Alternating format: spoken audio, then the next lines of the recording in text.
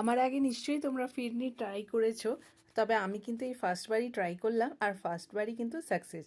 সেই জন্য তোমাদের সাথে আজকে রেসিপিটা শেয়ার করতে চলে এলাম। তো এখানে আমি 1 কাপ মতো বাসমতি চাল নিয়েছি, যেটা খুব ভালো করে ধুয়ে নিয়েছিলাম আর মোটামুটি আধা ঘন্টা মতো আমি ভিজিয়ে রেখেছিলাম। তারপর চাল, এর সাথে কাজু আর কয়েকটা আলমন্ড বেটে নেব। ড্রাই ফ্রুটসটা চালের সাথে যদি এইভাবে বেটে দাও তাহলে কিন্তু একটা ক্রিমি টেক্সচার চলে আসবে ফিরনিটাতে। আর কোনো রকম জল বা দুধ দরকার পড়ে না এটা বাটার জন্য, যেহেতু আমি চালটা ভিজিয়ে রেখেছিলাম আর ভেজা অবস্থাতেই কিন্তু আমি চালটা বেটে নিলাম। অনেককে আমি দেখি চালটা ভিজিয়ে রাখে, তারপর সেটাকে আবার ড্রাই করে, তারপর গুঁড়ো করে। অত লম্বা প্রসেসের দরকার নেই, এইভাবে করলেই কিন্তু একদম সাকসেসফুল রেজাল্ট পেয়ে যাবে। টোটাল 1 লিটার দুধ আমি নিয়েছি, সেটাকে এখানে জাল করতে দিয়ে দিলাম, মানে গরম হতে দিয়ে দিলাম। এবার দুধটা যখন প্রায় 700 গ্রাম মতো হবে তখন আমি এখানে একটু গুঁড়ো দুধ আর এখানে বাদাম মিক্স আমি ইউজ করেছি গুঁড়ো দুধের পরিবর্তে, তোমরা গুঁড়ো দুধ ইউজ করতে পারো।